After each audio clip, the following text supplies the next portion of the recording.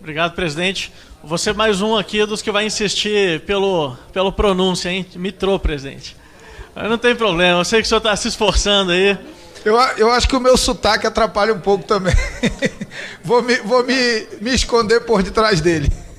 Só não vou elegê-lo ainda prefeito de Manaus, como tem tentado fazer aqui, mas enfim, brincadeiras à parte, obrigado ao presidente, vice-presidente, relator, aqui pela oportunidade. Acho que vou aproveitar esse tempo para falar um pouco, reforçar a importância, né? O relator Samuel tem debatido isso aqui, mas reforçar a importância do porquê nós estamos fazendo a reforma da Previdência e qual é a justificativa por estar fazendo isso nesse momento no Brasil. Infelizmente, a gente não está fazendo isso por um planejamento, por uma visão de futuro de que daqui a pouco, daqui a 10, 15, 30 anos, a gente vai ter um problema fiscal no Brasil.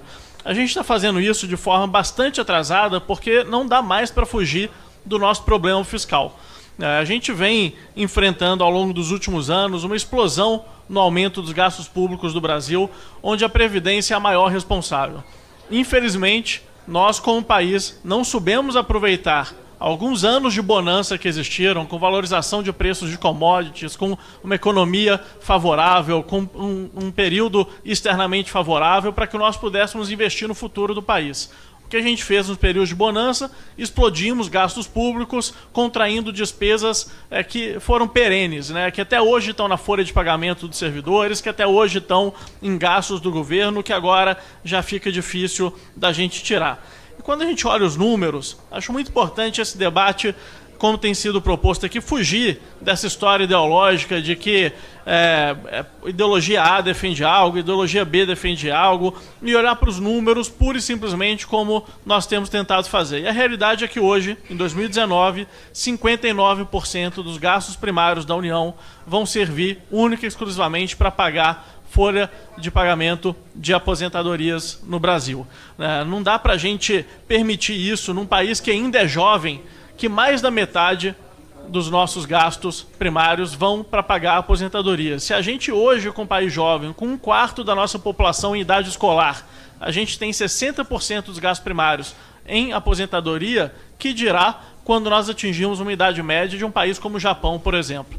A gente não vai ter como sustentar mais o país continuando dessa forma. Só em efeito de comparação, esse ano a gente vai investir do dinheiro dos gastos primários da União 17% em saúde e educação. Então, é mais de 3 vezes o que vai ser investido em Previdência do que vai ser investido em saúde e educação. Então, a reforma da Previdência ela é urgente, ela está extremamente atrasada, já deveria ter acontecido há 20 anos atrás, idade mínima, por exemplo, há 20 anos atrás a gente já poderia ter feito, né? Infelizmente, por um voto não conseguimos fazer naquela época. E se nós não fizermos a reforma agora, daqui a 5 anos, 2024, 72% dos gastos primários vão ser Previdência. Daqui a 10 anos, 84% dos gastos primários vão ser Previdência. Não existe a menor possibilidade do país sobreviver com essa escalada de gastos exclusivamente para aposentadoria no Brasil. Agora, é importante falar também, não dá para tratarmos a reforma da Previdência como a salvadora da pátria. Ela é apenas a ponta do iceberg de uma série de mudanças que o país precisa fazer. A reforma da Previdência proposta agora ela não resolve o déficit que a gente tem de quase 300 bilhões por ano. Está se falando muito dessa economia, que na verdade não é exatamente uma economia, porque esse dinheiro não vai vir, esse 1 trilhão de reais. Na verdade, nós vamos deixar de acrescentar ao rombo do país 1 trilhão de reais nos próximos 10 anos. Mas se a gente olhar só o déficit da Previdência neste ano, de 292 bilhões de reais, esse valor que está se buscando deixar de gastar em 10 anos vai ser suficiente para cobrir 3 anos apenas de déficit da Previdência. Então, é muito importante deixar claro, né, que essa reforma da Previdência proposta, ela apenas faz com que nós diminuamos o ritmo da piora das contas públicas do país.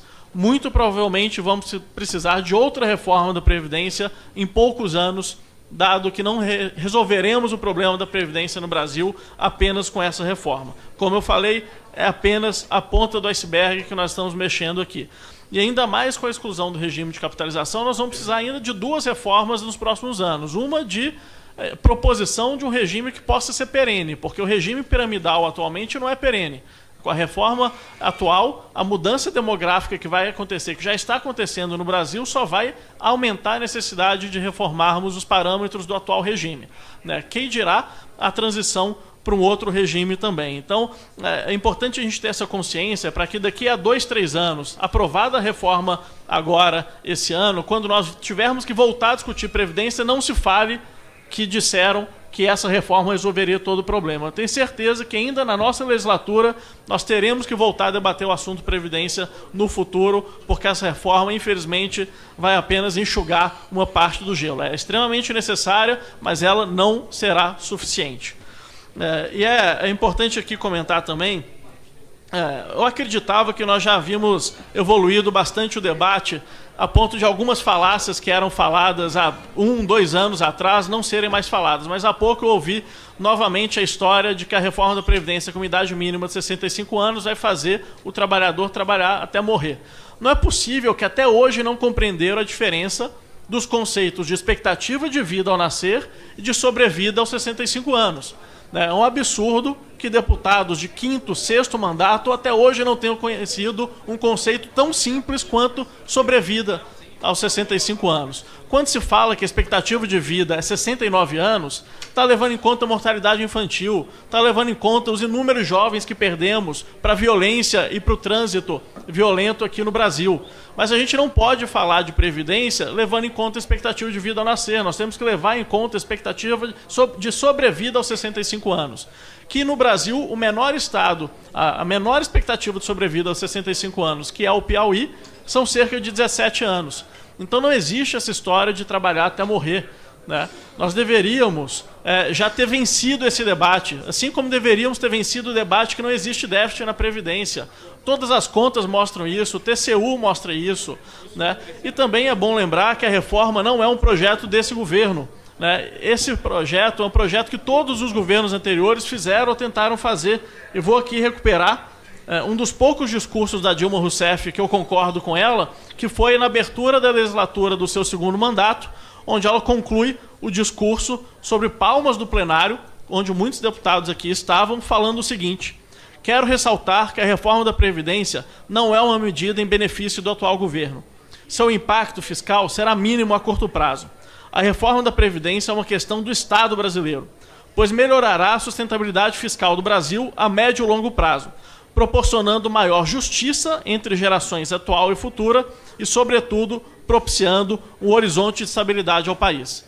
É uma das poucas falas de Dilma Rousseff que, além de ter conseguido compreender, eu aplaudiria de pé.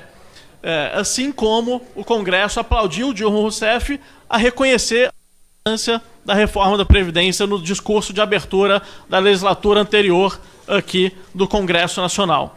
Então é muito importante a gente colocar esses assuntos na mesa, porque tem gente que até hoje quer desconstruir esses argumentos da necessidade da reforma do ajuste fiscal pela reforma da Previdência, que foi defendida por Dilma Rousseff aqui há 4 anos atrás apenas. Não foi há 20 anos atrás, não foi 10 anos atrás, 4 anos atrás ela estava aqui no plenário defendendo essa mesma ideia. E, relator, a gente entende que o senhor fez ao máximo, como já foi falado pelo presidente da casa, como foi falado pelo senhor, de chegar no limite do que foi possível, né, para incluir nesse relatório. E a gente teve avanços, como foi mencionado aqui, a idade mínima, que está chegando com 20 anos de atraso, mas é um avanço importante. O país é um dos pouquíssimos do mundo que não tem idade mínima para aposentadoria, e a partir de agora, com esse relatório, nós vamos ter. O fim dos regimes especiais, né, que tanto prejudica e tanto privilégio dá para quem tão pouco precisa de privilégios, como a classe judiciária, a classe dos próprios políticos. Agora não vai ter mais regime especial, então esse é outro avanço. As alíquotas progressivas, resguardando a aposentadoria de quem menos recebe, né, agora vai ter que contribuir menos quem ganha até R$ 1.500, e quem ganha mais vai ter que contribuir mais. Mas é importante nós entendermos aqui que, mesmo tendo que ir até o limite, a gente deixou muita coisa de fora que era importante. Trazer aqui um primeiro ponto, né, que deixar de fora os estados e municípios. E as razões pelas quais os estados e municípios foram deixados de fora me entristecem, que são razões puramente eleitoreiras. São deputados que não querem que os governadores tenham ganhos né, políticos sem ter que dar a cara a tapa. Eu acho absurdo os governadores que até pouco tempo atrás não tinham dado a cara a tapa e 2 deles ainda não deram da necessidade da reforma da Previdência.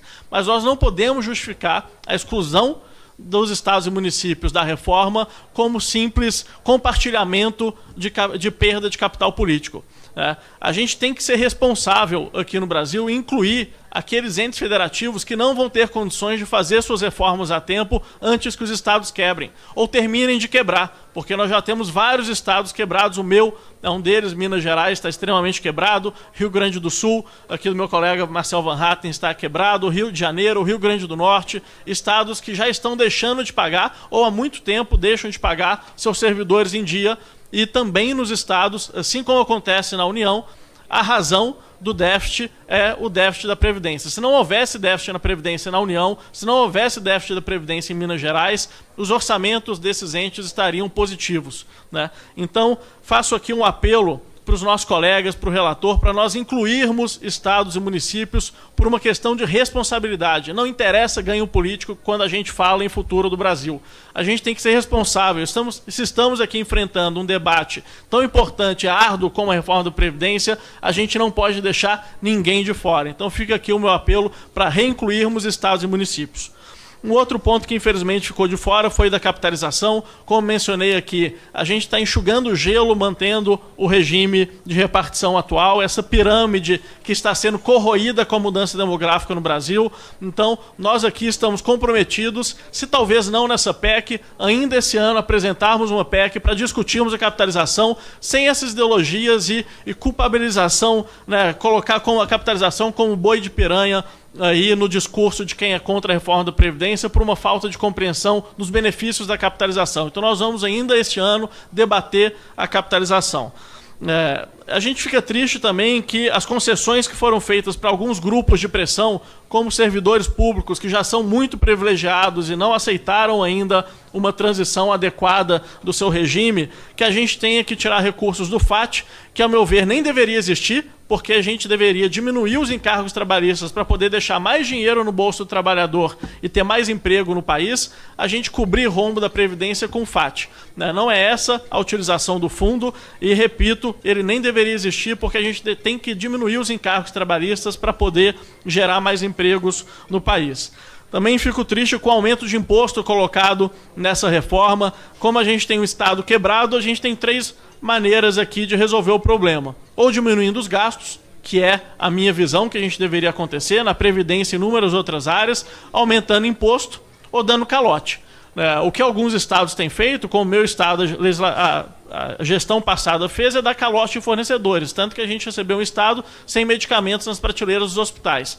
Nós não podemos permitir isso, não podemos permitir aumento de imposto num país ainda em desenvolvimento, onde 1/3 do PIB vai para os gastos do Estado. Então nós gostaríamos de uma outra configuração para não precisarmos aumentar imposto. E por último, para concluir aqui minha fala, por mais que o debate no Brasil tem evoluído muito em relação a reformas anteriores, em relação à proposta que teve aqui há pouco tempo atrás, há 1 ano e meio, 2 anos ainda no governo Temer. A gente já vê a própria mídia, a gente vê a sociedade. Eu ando nas ruas de vários estados do Brasil, inclusive do Nordeste, eu vejo outdoors defendendo a reforma da Previdência. Então, um debate que já aumentou muito, já qualificou muito, né? A população brasileira hoje está ciente da necessidade da reforma da Previdência, mas a gente ainda tem grupos de pressão corporativistas que querem aquela velha história de farinha pouca, meu pirão primeiro. Já dei esse dado aqui antes, mas é sempre bom reforçar. Apesar de estarmos fazendo uma reforma da Previdência pelo país estar completamente quebrado e a Previdência ser a principal causa do país estar quebrado, das 277 emendas que nós tivemos ao texto original, 70% foi querendo aumentar os privilégios de determinadas categorias. Então é uma pena que no Brasil a gente ainda queira diferenciar brasileiros. A gente não aceite o termo de que todos são iguais perante a lei e determinadas categorias estejam aqui cotidianamente defendendo os seus próprios privilégios, defendendo o menor tempo de contribuição, defendendo uma idade mínima menor, defendendo uma alíquota diferenciada, porque nós não podemos aqui acreditar que os brasileiros são diferentes. E é engraçado que sempre que uma categoria vinha falar comigo da importância da defesa dos privilégios para ela, eu conseguia convencer os interlocutores de que as outras categorias não precisavam, mas não conseguia convencer que a dele precisava. Então eu ia falar com professores, eu convenci que os policiais não precisavam de uma idade mínima diferenciada, mas eles não aceitavam que os professores tivessem. Então eu ia falar com os policiais, eles não aceitavam que os policiais tivessem as mesmas regras dos outros, mas aceitavam que os professores tivessem, né? Então fica esse corporativismo aqui no Brasil, que todos queiram defender só a sua categoria, ao invés de poder defender o país como um todo. Então o que nós vamos continuar defendendo, ainda que nós entendamos que houveram concessões para que se fizesse um texto que outros partidos aceitassem, a gente vai continuar sempre defendendo que todo brasileiro, homem ou mulher, policial ou gari, médico ou professor, seja tratado igualmente pela legislação brasileira, e infelizmente essa reforma vai manter essas desigualdades sobre falácias de necessidade. Peço que Vossa Excelência conclua, deputado. Concluindo. Sobre algumas falácias de necessidade de privilégios para alguns, mas que no fundo são apenas para atender interesses corporativistas aqui. Então, para finalizar, presidente, parabenizo o trabalho que vocês vêm conduzindo aqui, o relator, por ter conseguido aprovar um texto, ou encaminhar um texto que traz muitos avanços, mas continuaremos defendendo, eu como Thiago e o Partido Novo, a previdência ideal, né, que realmente vai resolver os nossos problemas aqui no longo prazo. Muito obrigado.